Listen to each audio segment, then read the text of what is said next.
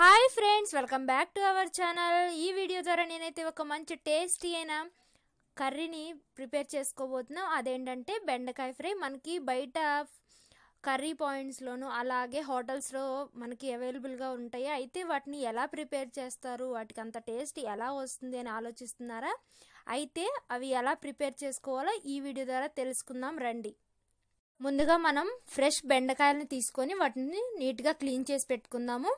వీటిని చిన్న చిన్న పీసెస్గా కట్ చేసుకోవాలండి. ముందు అన్నీ ఒకటే సైజులో ఉండేలా చూసుకోండి, ఈక్వల్గా చూడండి. ఇలా కట్ చేసుకోవాలి. మరీ పెద్దవిగా కాకుండా ఒక చిన్న సైజులో కట్ చేసుకోండి. ఇలా కట్ చేసుకొని పక్కన పెట్టేసుకొని ఇప్పుడు వీటికి యాడ్ చేయడానికి మనం 2 పచ్చిమిర్చిని కట్ చేసుకుందాము. చూడండి, ఇలా పచ్చిమిర్చిని కూడా నేను కట్ చేసేసుకుంటున్నాను. ఫ్రెండ్స్, నాదొక చిన్న రిక్వెస్ట్. ఎవరైతే మన ఛానల్ని మొదటిసారి విజిట్ చేస్తున్నారో వాళ్ళు తప్పకుండా మన ఛానల్ని సబ్స్క్రైబ్ చేసుకోండి.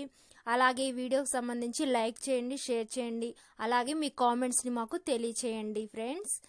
ఓకే, ఇలా పచ్చిమిర్చి కట్ చేసుకున్నాం కదా. తర్వాత ఒక ఆనియన్ కూడా ఇలా మనకి పకోడీకి అయితే ఎలా కట్ చేసుకుంటామో అలా సన్నగా కట్ చేసుకొని ఒక ప్లేట్లో పెట్టేసుకుందాము. తర్వాత మనం కొంచెం కొత్తిమీరను కూడా కట్ చేసుకొని పక్కన పెట్టేసుకుందాము. ఇప్పుడు స్టవ్ వెలిగించి ప్యాన్ పెట్టుకొని డీప్ ఫ్రైకి సరిపడా ఆయిల్ని వేసుకుందాము. ఇలా ఆయిల్ వేసుకున్న తర్వాత ఆయిల్ హీట్ అవుతుంది కదా. బాగా హీట్గా ఉండకూడదండి, కొంచెం హీట్ అయితే సరిపోతుంది. ఎందుకంటే మనం బాగా హీట్ అయిన వరకు ఉంచామంటే కనుక మనకి బెండకాయ ముక్కలు వేయగానే మాడిపోతాయి. అందుకనే నేను కొంచెం హీట్ అవ్వగానే నేను బెండకాయ ముక్కలు వేసేసాను. చూడండి, ఇలాగా బాగా బ్లాక్ కలర్లో వచ్చే వరకు వేయించకూడదు, ఒక లైట్ బ్రౌన్ కలర్ వచ్చే వరకు వేయించండి. చూసారా, ఇలా సరిపోతుంది. ఇలా ఫ్రై చేసుకోవాలి బెండకాయ ముక్కలన్నిటినీ కూడాను.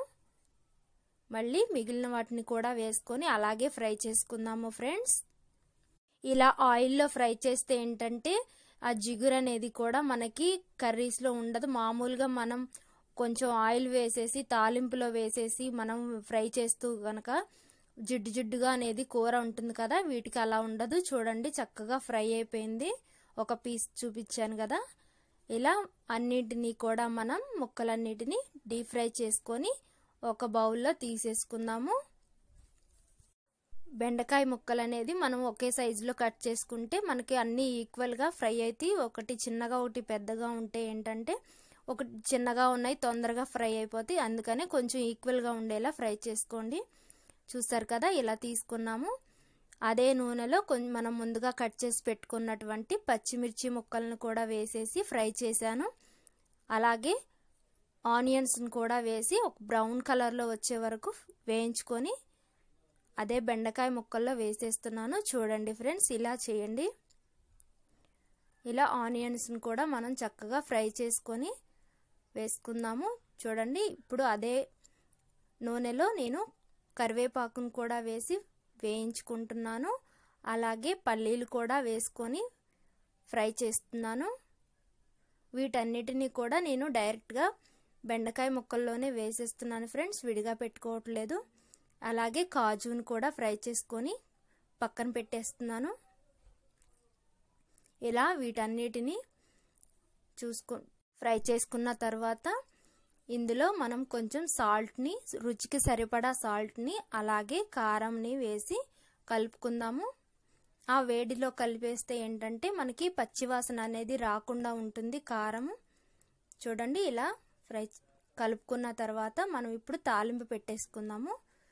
అదే బాండీలో 1 స్పూన్ ఆయిల్ వేసి తాలింపులు, జీలకర్ర అలాగే ఎండుమిర్చిని వేసి నేను ఫ్రై చేశాను. ఇందులోనే కొంచెం కొత్తిమీరను కూడా యాడ్ చేస్తున్నాను. కొత్తిమీరను కూడా వేసుకొని ఫ్రై చేసుకుందాము. చూడండి, చక్కగా ఫ్రై అయిపోతున్నాయి కదా. ఇలా తాలింపుని ఫ్రై అయిపోయిన తర్వాత దీనిని బెండకాయ ముక్కల్లో యాడ్ చేస్తున్నాను. చూడండి, ఇలాగా మొత్తం అన్నిటినీ కూడా ఇప్పుడు కలిపేసుకుందాము. వీటితో పాటు ఒక చిటికెడు పసుపును కూడా యాడ్ చేయాలి ఫ్రెండ్స్. ఇలా మనం అన్నిటినీ కలుపుకుందాము. మీరు కావాలంటే గరం మసాలాని కూడా యాడ్ చేసుకోవచ్చు, నేనైతే వేయట్లేదు, అది ఆప్షన్ మాత్రమే. ఇలా అన్నిటినీ కూడా కలుపుకునే మనకి హోటల్ స్టైల్ టేస్ట్ అనేది వస్తుంది. ఆఖరిగా మనం కాజుని ఫ్రై చేసి పెట్టుకున్నాం కదా, వేయించుకొని దాన్ని పైన పెట్టేస్తున్నాను. చూడండి, ఇలా టేస్టీ అయిన బెండకాయ ఫ్రైని మీరు కూడా తప్పకుండా ట్రై చేసి నాకు కామెంట్ సెక్షన్లో కామెంట్ చేయండి ఫ్రెండ్స్. ఓకేనా? Thank you.